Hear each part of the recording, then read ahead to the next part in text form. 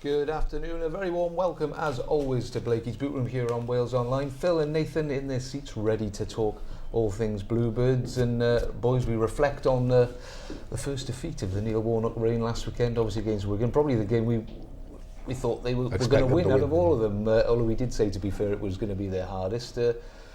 Has the bubble burst, Phil? I just think it was a game in which Cardiff needed something that they probably didn't have and don't have in their squad.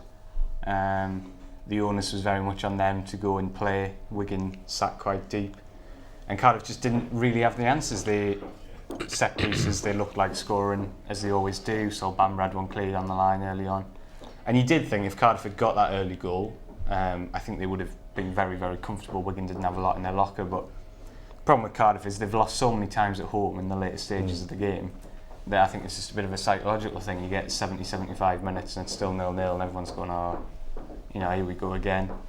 Sure enough, they were cut out on the counter, which was just switched off for 30 seconds, and that's all it takes, and that was the 3 points gone. I think they're a bit lethargic as well. I think the probably events of last 3 weeks, 4 weeks caught up with a bit. Period, isn't it? It has been very intense, and they've been asked to switch from. It's okay to just look at each game, but you have to take, other factors into account as well. And like I said, they've gone from a team who's playing, I would say, not very intense sort of game of football to now everything's like, they're emptying the tank practically every game or being asked to. So I just felt, like Phil said, they didn't have that key to unlock that defence that we're going to put in early doors. But as the game went on, you didn't feel like, oh, this is going to drop Cardiff's way sooner or later. It's just a matter of time. It just, if anything, you just felt there was a draw going to be played out. But yeah, got it with a sucker punch at the end. But I don't think anyone was of the thought process that we're going to go from now to the end of the season not lose a game, though, John. Do you know what I mean? I'm sure we were. I'm pretty sure we were last week. It's like, I know you don't expect to lose it against Wigan, but in all fairness, I've said on the programme, it's going to take till late January, early February before you can close that gap and overtake and give yourself a bit of breathing space. I think people thought, like, after the 2 or 3 results, oh, that's it, people started talking about playoffs, and I'm like, just calm your jets a bit and, one step at a time, take each game, the old cliche, as it comes. And but if you think you're going to get like 7, 8 wins back to back, it's highly unlikely. And that's the sort of run you need to go on to get yourself just to the middle of the table. Yeah. So, it's a tight old league. Yeah, because you've got to think, when you're winning, someone else above you is always winning as well. So, it's annoying, that. Yeah, and it's not like you get 5 points and they get 3. You know what I mean? So it takes time. Yeah, absolutely. I mean, obviously, Ricky Lambert was out last week. Pilkington started up front. We think Lambert will be out again this weekend. How did Pilkington do to start with? Well, he started the game really well. He ran into the channels really, really well. Came close from a corner with a good header. It was a decent save from the Wigan keeper. I think he probably lacks he understandably just lacks the experience of playing that role. He's not a striker, is he?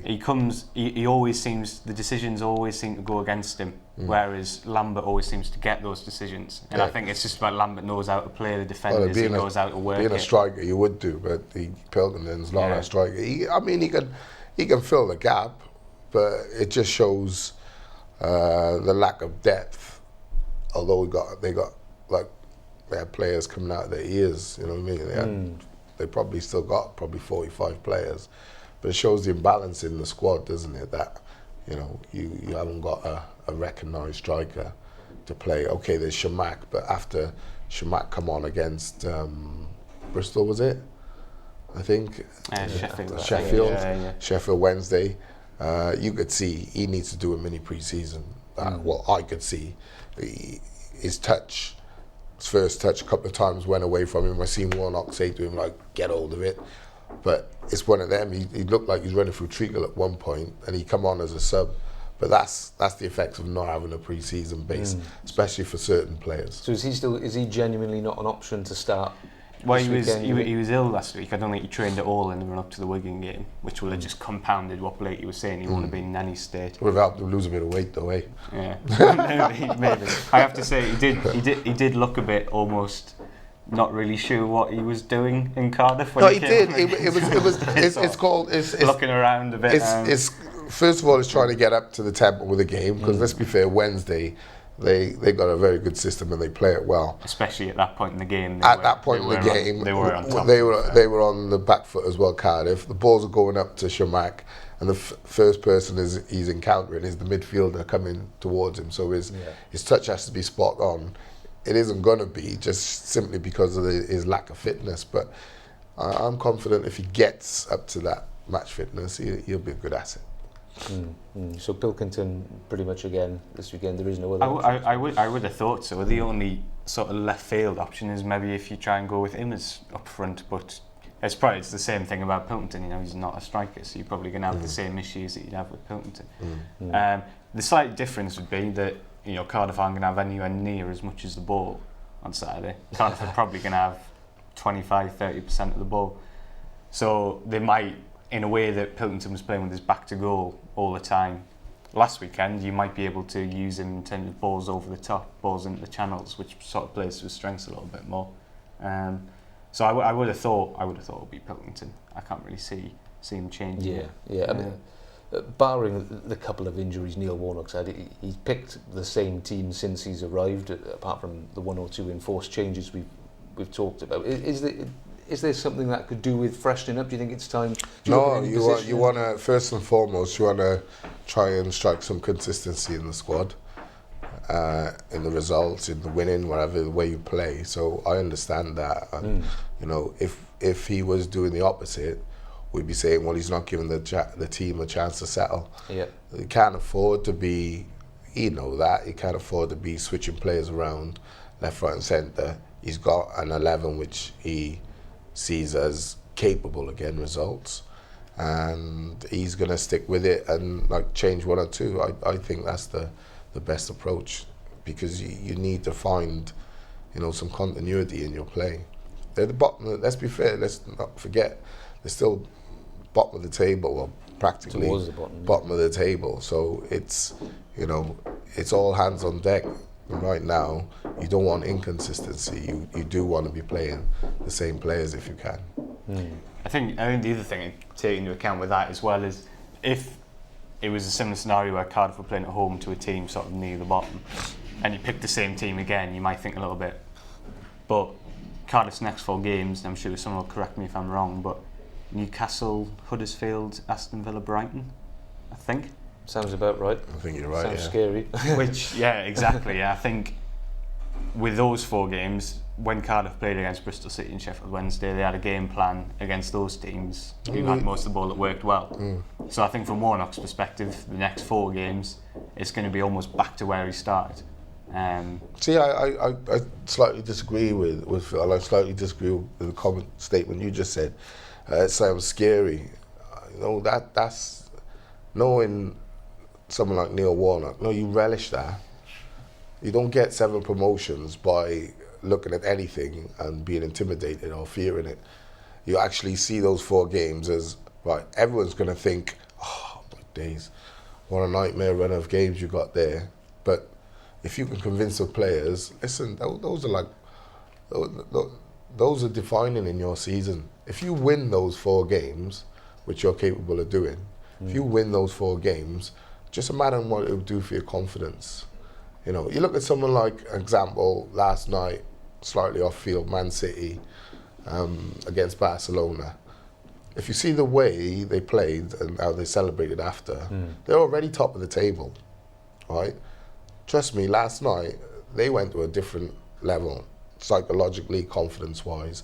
That result gave them massive boost. Now, if Cardiff go and do Newcastle, who everyone's raving about and saying, well, this is the team, they're going to walk the championship. Imagine a confidence boost. Huddersfield, Villa, all of a sudden, you've beaten 4 teams. There's no one you're going to fear. Absolutely no one. So I look at it the other way. As a former player, I look at it as those would be 4 results now. I'd be like, oh, okay, really rubbing my hands at. I think Cardiff's game plan might be a bit different to Manchester City's, though. Well, yeah, but a win's a win, isn't it? At the end of the day. Well, I don't think it's the game plan we're talking about. We're talking about the result, Phil. It's what the result can do for you. Now, whether you say you play a passing game, whether you play a back-to-front game, Man City played a similar way to how Cardiff would play last night. They didn't play through the lines. They were getting caught. If you watched the game, they were getting caught. They played from back to front, play over the top of the press, and then bring your midfielders into play and counter-attack. That's how they played last night, which you would say that's a Cardiff way of playing, from back to front quickly, second balls. Cardiff don't press the teams in their own half, though, like City did. No, but Barcelona were pressing. Yeah. I'm not talking about Cardiff pressing. I'm talking about playing over the press. Newcastle have pressed Cardiff, definitely. That's the way they play. So you play over the press, is what I'm saying. Cardiff play from back to front. Man City last night play from back to front very quickly. So they played over the top of the press. Yeah, and that's where Cardiff are a little bit better now at the moment, especially with Hoylett in the team and Nunes improving slowly but surely, and they have got those options who can play on the counter a little bit. So I don't think there's anything necessarily to fear from Newcastle, and it definitely suits Warnock. He definitely likes having that sense of nobody gives us a chance, but we can do it, and it'll suit how he wants to play. How good are they then, Newcastle? Are they? They're a good team. Described as a Premier League team playing. They're a good team. Yeah, well, the other thing as well is that their last two home games, they've had 52,000 there, and they've scored in the first minute of the game. It's crazy, isn't it? It's crazy. I mean, the club is just huge. And they've been 2-3-0 up after 10 minutes. So you've got 52,000 fans. It's like wave after wave then. But that crowd is also a crowd that if it gets to 30 minutes and it's 0-0, people will start getting a little bit edgy. If Cardiff can nick a goal, they will turn. So you've got to try and just stay in the game early on. Yeah, that's he's Warnock the type of guy who'll be saying to Aaron Gunnison, see that bald fella there, John Joe Shelby. Clatter him. Get hold of him. Yeah. Wind him up. Yeah, because he is, especially at the moment, because they're riding on the crest of a wave, and the attitude with someone like Shelby would be, you're not allowed to tackle me, sort of thing. So if I was Gunnison, I'd go and put it on him straight away, wind him up, and then he's bound to kick out at some point. He's become a proper fans' cult hero again, Gunnison, hasn't he? And certainly since Warnock's. Yeah, well, I was doing my ratings on Saturday. Have you changed it? Because I know at the start of the season, I remember a private conversation which I'm now making public, where you weren't 100% convinced maybe why Gunnison was so popular. You hadn't really seen it from him. I hadn't seen it. I came down here in January, and I hadn't seen it. And I don't think we had seen it from him until the Bristol City game. And part of that, you have to say in Gunnison's credit, was because he wasn't being used properly. He wasn't being used as a defensive midfielder. He was being asked to play quite high at the pitch, particularly at the start of the season, and it didn't suit him at all. Yeah, he also had a game in Bristol City Bristol Rovers, where he was essentially playing as the team's primary playmaker, and he had a shocker. And he's not that. But that's not his fault necessarily. He's a stopper. But the last three games, I found myself, I was doing the ratings on Saturday, and you have to pick your star man if you like. And again, I was tossing up, is it Bamber or is it Morrison? Gunnison, sorry. And it's pretty much been that way for the 4 games since Warnock has came in. Those two have just been at a different level in terms of their leadership and also their concentration as well. They haven't let anything get past them. But Gunnison's playing unbelievably well at the moment. Absolutely no doubt about that. Is it the same go for Joe Rouse in terms of he's improved because he's being played correctly, as it were? Yeah, I think so. I definitely. I thought against Nottingham Forest, he was really, really good because. Yeah, should have scored early. He had a great chance to then the score after. It reflected well that he kept going for it and he kept getting in those positions. It did. Saturday was another. It's difficult. Against Wigan, he probably a few passes went astray in the final third, which was a little bit disappointing. But he is another one that, again, that's just the Warnock effect. He's just simplified things for him. He's made his role a lot simpler. He's made it a lot clearer. Don't overcomplicate the game, by overcoaching the game. Yeah, I agree with that. He has simplified it, definitely. Good. What about some of these, we were chatting just before we came on here about some of these fringe players. A lot of them played on Monday night, I think it was. Yeah, someone wrote a column in the Not sure. Someone wrote a very insightful piece. Yeah, very insightful. Was it? I mean, the ones we picked out: Declan John, Bruno Manga, Emia Hughes, Kadeem Harris, Lex Inners, and then Gunongbi and Zohor, the mysterious duo. What about Emia Hughes? Talking about him, because again, he was somebody who brought excitement when they signed In the Wales squad again today. Exactly. Yeah, we literally haven't seen him. Is he gonna make it here under Warnock? Does he fit into Warnock's I think system and the problem is at the moment is that Warnock's got a kind of a game plan, if you like, and he's got 3 centre midfielders who so far have done pretty much exactly what he asked of them. Warnock doesn't change the team just for the sake of it. He'll keep picking those players. It's not a great sign that Emmy hasn't been in the squad, particularly last weekend, because you would have thought that might be the kind of game where he is someone who could come on and give you something a bit different, do something a bit different with the ball. So at the moment, you have to say it doesn't look particularly promising. That's just, looking from the outside, you just look at the fact that he isn't getting in the squad for games where you think he could make an impact. I know he's obviously played on Monday night. Warnock had a bit of a look at him in there. They had that sort of intra-squad friendly last week, and I know he played the full game in that. So hopefully, because I think he is a player who brings something very different to that midfield, but it doesn't look great at the moment, you have to say. No, it doesn't. But again, he's a young lad, isn't it? Gotta force the issue. Gotta force your way in. Gotta play so well and so consistently well that you don't allow the manager to leave out the squad at least. And that would be down to training week in, week out. Declan's another one. I was going to say, what about Declan? He seems to... He gets the opportunity. It's the theme again with He Declan. can never say he hasn't had the opportunity. But he always does reasonably well when he gets the opportunity. But then just something seems to happen, be a new face. It's reasonably well isn't good enough. Maybe that's what it is. It's as simple as that, John. Reasonably well isn't good enough for a player now of his age and his experience. You've got to be coming on and changing the flow of the game. Or when you play, you've got to be, a consistent threat, or at least a threat in the game. I think for someone who has so much pace, he could be a threat, but I just think it's a consistency with him. I don't think he's ever really, pulled up any trees at Cardiff City. And he has had opportunities, and the several managers, he seems to come in for a month, maybe 2 maximum, and then and it's always the same time as starting the season. So there's a lot of promise. Obviously had a good pre-season, and then drifts away from it again, ends up going on loan. So that's a cycle that's been repeated probably 2 or 3 times now.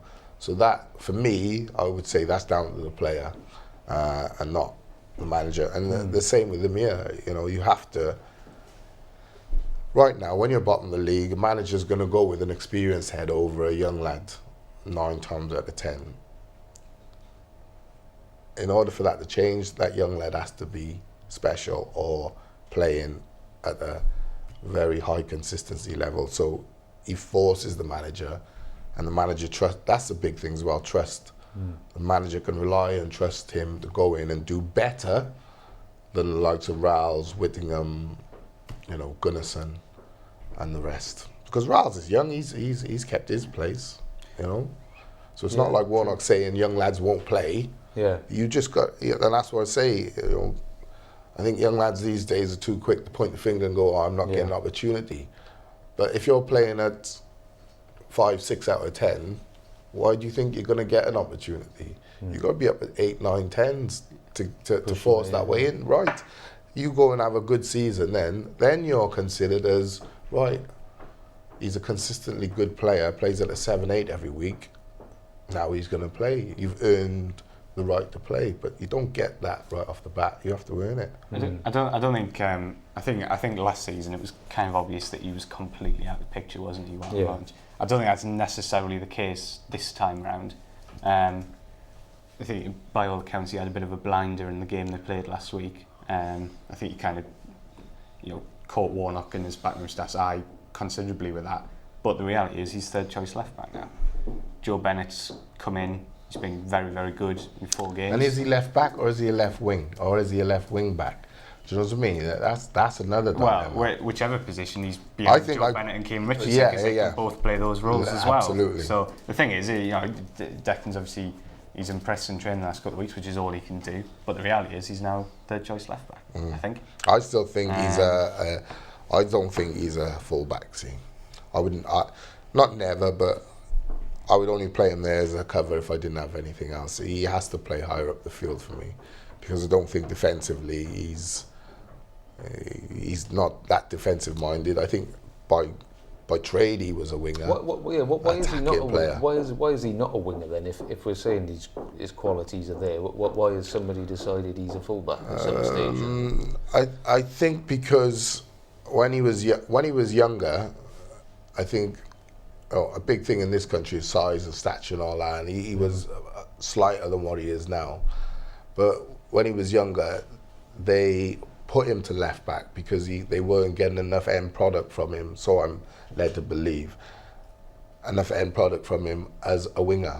So, over the last decade it's become attacking fullbacks, isn't it? And now like the new winger sort of thing. So I think he was moved in that position because it's easier to run from back to front than it is coming the other way. So if he's in a defensive position, we can use his pace going forward and then slot back into the left back, because it is a fairly easy position to play fullback. That's no disrespect to fullbacks. no disrespect to but it fullbacks. is an easy, unless you've got a crazy Ronaldo winger against you, and you have a nightmare once every blue moon. But it's relatively easy to play. Yeah. Okay, fair enough. Interesting stuff. What about Lex Immers? Because I was half expecting Lex Immers to be the man. To be the man and to maybe start in that last game, because Warnock in the press conference had gone out of his way, hadn't he, to sort of big up what Lex had been doing in training or whatever.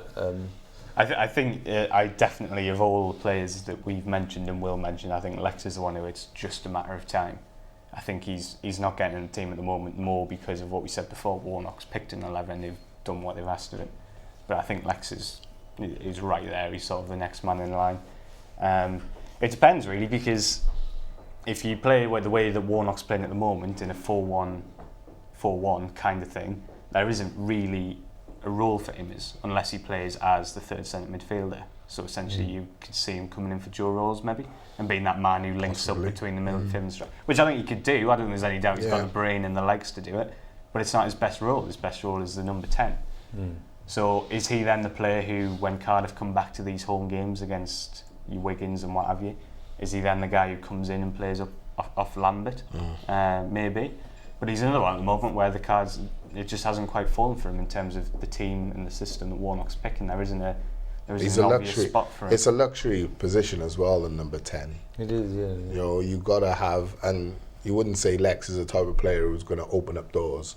What he is, he's a number 10 who's a arrival late on the scene and gets you goals.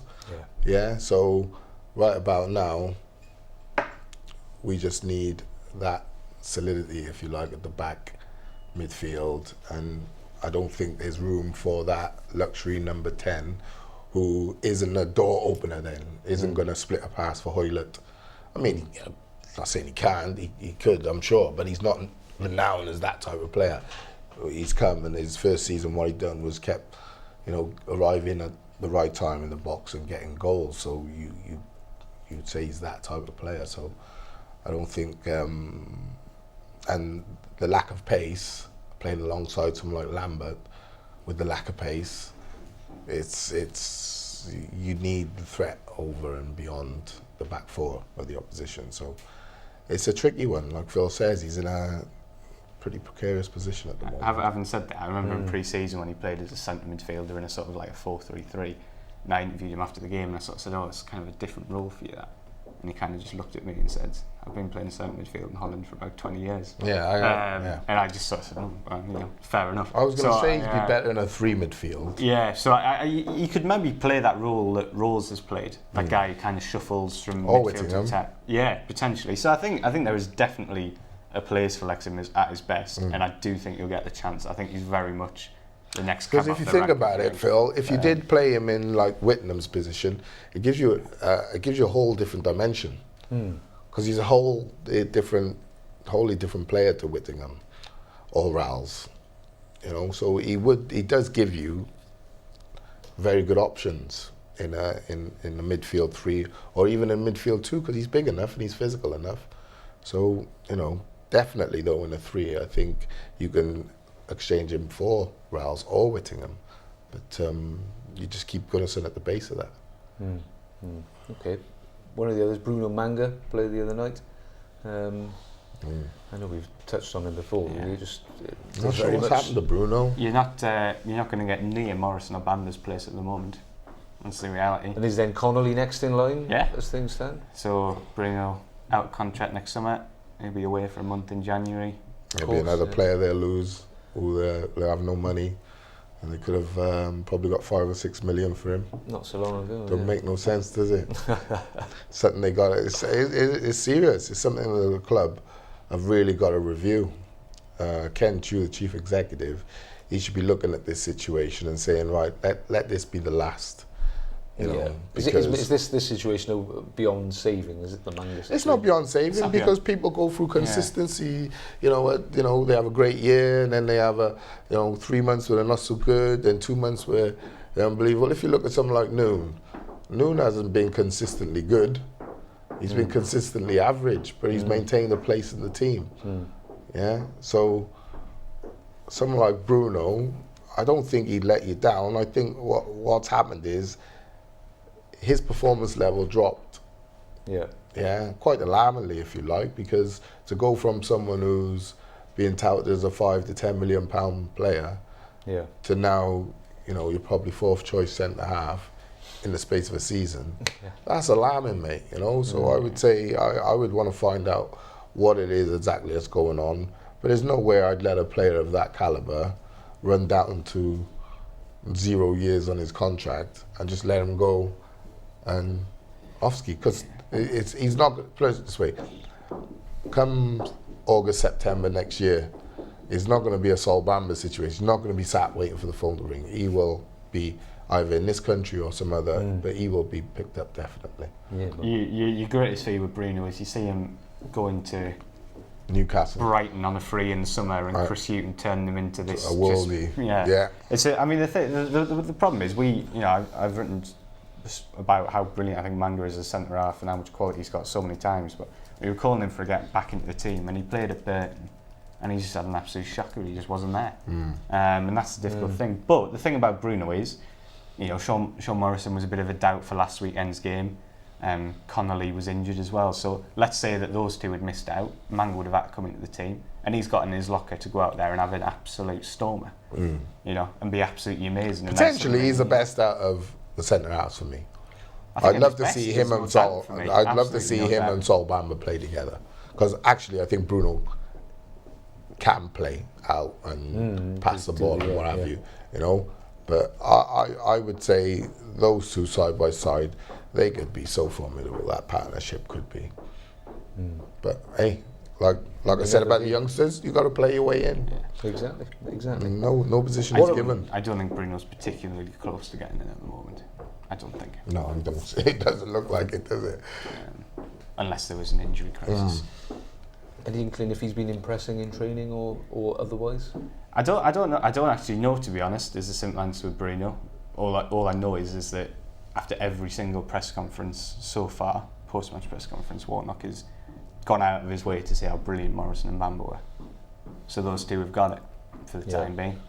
And Bruno's performances, unfortunately, at the start of the season spoke to themselves. Although Morrison was a bit ropey, wasn't he, against Sheffield Wednesday? But then was very, very, very good against Nottingham Forest. Really, really good. He seemed to lose confidence in the game and was rushing everything. But I wouldn't say that's any reason to replace him, because no. And the other thing is, a lot of fans don't think it was the right decision. But Sean Morrison is the captain, so he is going to get picked. You might say, I don't think he should be captain, but the reality is he is captain, so he's going to be in the team. He's practically the first name on the team. Well, he's got the shirt. It's your choice. It's up to you to keep it. It's as simple as that. Yeah. Okay. Final couple, then. I mean, we won't really talk too much about Kadeem Harris because we've obviously talked about him lots and lots. I mean, he's No? your mate Kadeem Harris, obviously just on the fringes, came on the weekend. Gunongbi and Zahor, what does Neil Warnock think of this player? That's what I want to know. Well, I don't know what Neil thinks of them. I know what I think of them, and that's they're not. They haven't got the quality, I don't think. I mean, Ken Zahor occasionally he'll do things in games where he'll just like bounce off a player, and you'll just be like, what, where has that come from? But most of the time, he just doesn't really seem to know where he should be or what he should be doing. And yeah, that's what I found with him. he doesn't look like someone. He's so raw. It's a bit of a cliche to say young strikers raw, but that's exactly what it is. He doesn't seem to know where he should be. Doesn't understand the game. Yeah, he's not got a great understanding of the game. Does he remind you of when Cornelius? I remember when Cornelius turned the ball those years ago. I'm not trying to compare him to, but when he did it, and before it had even started, that we were like, oh, well, the difference was you said this guy looks like he hasn't been coached. Yeah. Well, Zahor definitely looks like that. Yeah, that for me, but the difference was we paid 10 million for Cornelius. Yeah. Do you know what I mean? And Zahor, he's the size of a lad as well. Zahor wasn't cheap, by the way. Yeah. He wasn't 10 million, but he wasn't. Well, cheap. he wasn't. But there's a big difference in the transfer between the two. Point is, he's young. He's got a lot of strength. And what's the lad at West Brom? The centre forward, big lad. Rondon. He reminds me of him a bit. If you could coach him, physicality wise, if you coached him to get into certain better areas and understand, when to go, because let's be fair, and he can run. So he should be, he should have the attributes really looking at him that Ricky Lambert has all day. He should have those backing in, holding up the ball. He should have those attributes. Then add to that the fact that he can run in behind people and over the top of people. He should be a great asset, really and truly. So I don't know. Would I move him on or would I try to coach him? I guess I would try and coach him. I guess I would try and see if I could get a lot more out of him because I think there is a lot more there. But, the player has to be willing. It's same thing, John. The player has to understand that he is not the finished article, and it's not one or two people saying it. Everyone can see it. You're not the finished article. Now he might be thinking, they just don't like me, or I don't want to play in this league, or the manager doesn't like me. But I'd say, mate, have a little reality check and watch yourself play. Watch a DVD of a game, and you'll understand where. He'll feel, right, why didn't I go there? Why did I run there? Yeah. Why did I stand still then? Why didn't I get across the centre half there? Because for a size and stature of him, he could be a real player. I think we're too quick today to just go, he's had 3 games, 4 games, not done it right, off. Yeah. There's such thing as, that's why you pay coaches, managers, assistant coaches, assistant coaches, analysis. You pay all these people to sit down and help the boy improve his game. So I think I'm not saying he should play, but I think there's potential there. As I do with Obi-Wan Kenobi, I think there's potential there too. But his problems stem from an easy chance missed at the start of the season, and his confidence just went that way. Trust me, had he scored there, he would have scored again and again, say 2 or 3 goals, we wouldn't even be having this conversation about him. That's my true opinion. There we go. But we don't think we'll really see them at all. No. The truth is no. Indeed. On a couple of comments actually, I've gone to it. Yeah, remember the fans. Steve said, apologies. Steve, on the sort of striker topic, saying Warnock's hands are tied. I think he'd really like to play with 2 strikers when we're at home, but we haven't got 2 fit enough or up to it. Fraser Campbell is a target in January, I've been told. He says, as does Paul, who says, I've been told Fraser Campbell is signing on loan in January from a very good source. All the sources, Fraser Campbell, what do you think? Would that be? Yeah. Perfect, yeah. Good signing. I mean, I prefer him coming back under Warnock than previous managers. Because I think Warnock and him, obviously, would have spent time at Palace as well. So I think Warnock could get, a great deal out of him. And you could probably say the most consistent period in his career was when he came here. So I'm not a player who believes in going back, but right now it's a good fit. We need pace. Players would have to go before Cardiff could afford to get Fraser Campbell in, be it on loan or otherwise. So I don't know, but in terms of the style of player he is and what he can do in terms of running off players, running off the shoulder of defenders, he's perfect. He's exactly what Cardiff need. And he should be the starting point in terms of what kind of striker Cardiff should be going for. And that is the first thing they should be going for in January. We keep saying this. Transfer window passes and it shuts, and 3 weeks later we say next window they need to get a striker in, and they just can't get it right. Yeah. Gale was the one for me. He was available. I think they could have got him last season. But again, you look at Gale is a natural goal scorer. Going to Newcastle and working with someone like Rafa Benitez, you just knew that team is going to fire and he's going to score goals under that manager because he's so good at what he does. Sometimes it can be overlooked, the impression a manager has. If you have a good relationship with someone who's deemed to be a very good manager, then that gives you a lot of confidence as a player. Yeah, I bet, absolutely. So, Alex on the strike said, I pray for the day we don't see Pilkington up front again. He is not a striker. Come January, a striker is desperately needed. Haven't we been saying this since the Russell Slade era? He says, yes, we have, Alex. Yes, we have indeed. A bit harsh on Pilkington, do you think? To be honest, he's done okay in terms of when he's been asked to do that role. And I don't think he had an absolute stinker on Saturday or anything like that. He just lacks that bit of craft that Lambert's got in terms of how he plays the centre half and what have you. But he moved in the middle against Nottingham Forest, and all right, he missed an open goal. But he was really, really, really good. He ran the channels brilliantly well. He gave the Forest defenders absolute nightmares. So I wouldn't just... The thing is it an ideal situation for Pilkington to be playing up front? No. Should he be playing? Is he better off on the wing? Definitely. But you have to go with what Cardiff have got at the moment, and he's the best option they've got when Lambert's in. Unfortunately, that's the reality of it, and that's why I'll be playing there on Saturday. 100%. Yeah. Okay, for a lengthy question here, I haven't really looked at it, so let's hope it's clean. It's from Andrew, who says, hi guys, slight look into the future with this question.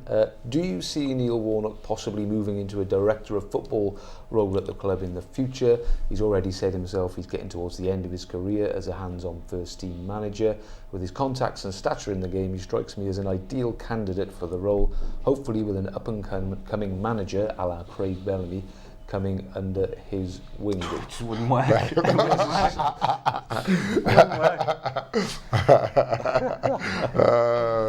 I mean, everyone's entitled to their opinion, but you just don't look at it on the fact that, okay, Craig played at the highest level and Neil's got some promotion. You have to look at personalities. And Neil Warnock could never be a director of football. No, I think I don't. I'm not saying he couldn't. I just don't think that's him. My biggest thing is I just hope that him and the hierarchy can see eye to eye to the end of the season, really, because he is so, he's instrumental in what Cardiff need to stay up, right? And at this moment in time, they couldn't get a better person to replace him for what they need. My fear is the January transfer window is going to be the making and breaking.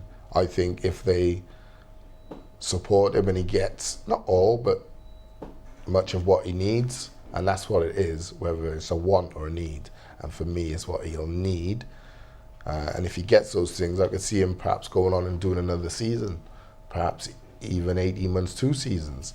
But if he doesn't, that could cause a fracture, and that's where my worry lies, is whether they're not. Because you look at the transfer policy over the last 18 months at Cardiff, we know what it's been. So all of a sudden now, is there enough? Is the owner and the hierarchy going to say, well, we've got enough to stay up, you're doing fine? Or is it, right, what is it you're pushing towards? Because they say they want promotion. So you're going to have to build in every or almost every transfer window. You're bottom of the table or near enough, so you're gonna have to rebuild in January, because it's not like you can go, right, well, we've got 6 under 21 and 18s who are, you know, we can bring them in and start to feed them into the squad. So you are going to have to rebuild. But a point Phil made earlier, you're going to have to get rid of a lot of players, like to bring in Fraser Campbell. But I think Warnock's the type of person who will go, pay him up, pay him up, pay him up. I honestly do. And, you know, going back to Manga and allowing that situation to happen, you know, that's you kind of understand the kind of mess Cardiff are in behind the scenes. Do you understand what I mean? Because you what's not enabling you to sign players is your own misgivings in the first place, is that your own stupidity and how you went about signing and pulling together a squad under different managers. So that now has come back to bite you, and now you're saying to someone who has got the capability to go and get your promotion, well, that's what I'm saying, we don't know. Hopefully they'll say, yeah, we'll back you. But if they say, well, you know, we got enough, and then... I have a prediction. Go on, Phil. I think that come January, the Cardiff City Transfer Committee will be a round table with Neil Warnock in the head and no one else there. I think Warnock will be able to get who he wants. That's my prediction. Okay. I don't say that because I know that. The signs of good in the fact that you'd only been here 48 hours. We weren't even in a transfer window and 4 new players arrived. You know, that was. Yeah. You're sat bottom of the table and you're desperate. You do. But if they do, that's what I'm saying. If they build towards January and they do okay, what I'm saying is, if the manager turns around and says, I need these 6 players, and 3 of them are the likes of your Fraser Campbells. Yeah. You know, don't forget, there's the financial fair play and everything comes back into play then. Your wages are going to go up here, right? So what are you going to do?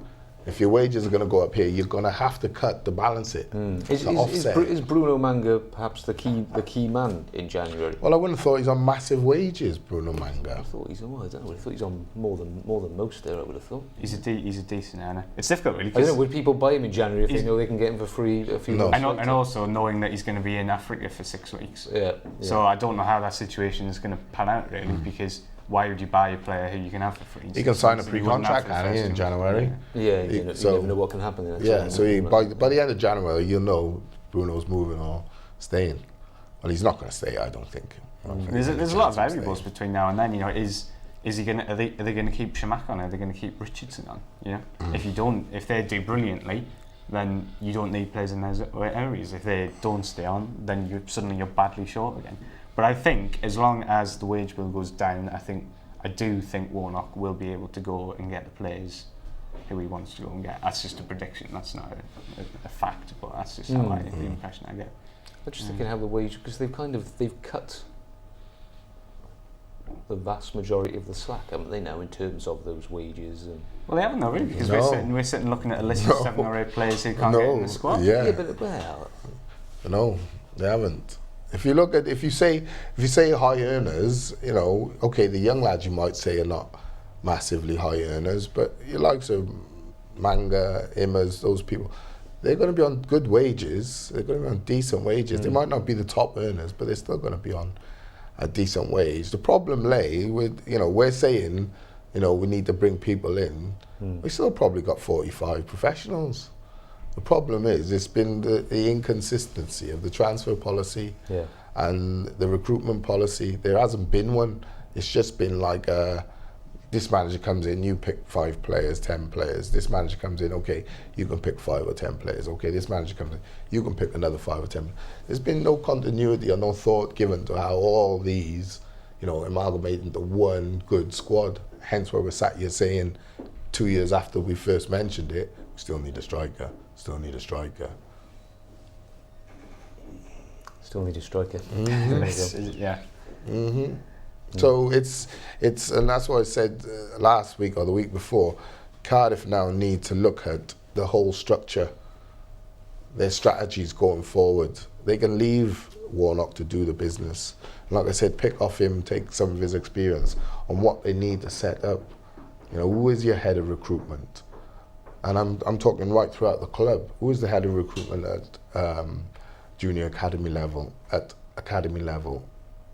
21 level, and who is the recruiters who go out around Europe looking for players, up in Scotland, who go overnight, and who are they? Is there anybody? Because the club is financially set to be able to do it and have the good practices in place. Do you know what I mean? You don't just say to the new manager, okay, you come in, you bring 10 players, and then you bring another 8 players, and that's basically how it's been. They need a proper strategy on the whole thing, and then you don't have to worry, you don't have to look over your shoulder, because then there's accountability. Because that's what I think our club really, really lacks, is people aren't accountable for what's gone on in the past and what's currently going on now. Okay, let's finish up, maybe not on a more positive note, then with Newcastle, with predictions, with thoughts, with... I actually fancy us. You fancy it? Yeah? I do, yeah. I really do. You've got to stop winning at some stage, haven't they? You can't win every game. Yeah. Exactly. I just fancy when you're the underdog and there's no pressure. Just mean, and Cardiff, we know, can be a really good, solid outfit. Don't get me wrong, we know we're not, tearing up any cheese right now, but that, like Phil said at the beginning, that lends itself more to Cardiff, because they're not expected to go out and they can just actually sit in, or they can press, they can do whatever they like, but if they do it well, they got every chance to get a result. So I fancy us, I do. I really do. And look, there's nothing Neil Warnock would love more than to beat Rafa Benitez, is there? We haven't talked about their feud of past years. No, it's going to be an interesting couple of days. I'm very, very curious to see as whether that resurfaces. I imagine Rafa... I think it might do. Not from Rafa's end. Rafa won't bite, I don't think, but I'd be surprised if Neil doesn't have a trick up his sleeve come Friday morning. Oh, don't be surprised if there's not a story or two Friday. Yeah.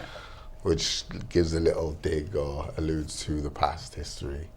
It's what he does, isn't it? It's why we love him, for us. Yeah. It's just, you never quite know. What's coming next.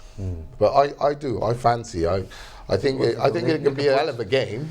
Yeah. I really do. But I still think it'll be tight. I think it'll be a 1-1 or 2-1, something like that. So I'd go Cardiff just to sneak it. And that's actually a true prediction. That's not me Cardiff goggles on. Okay, that's good. Phil? No, I got my Cardiff goggles on. Sunderland supporting Phil Smith? Don't say shh. 2-0 Newcastle. I just can't see it. But I for many reasons, I hope I'm wrong. Bounce back as well. I can't see it. So staying up in Newcastle, aren't you, on Saturday night? I won't be in Newcastle on Saturday night.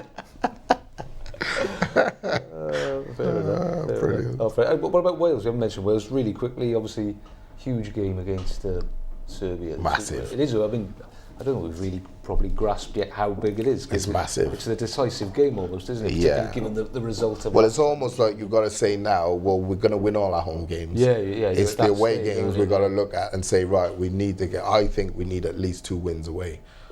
Right? That's with the home games as a given. Yeah. So, mate, good team against these are a team. Mate, Croatia, Serbia, very, very good team. Very good team.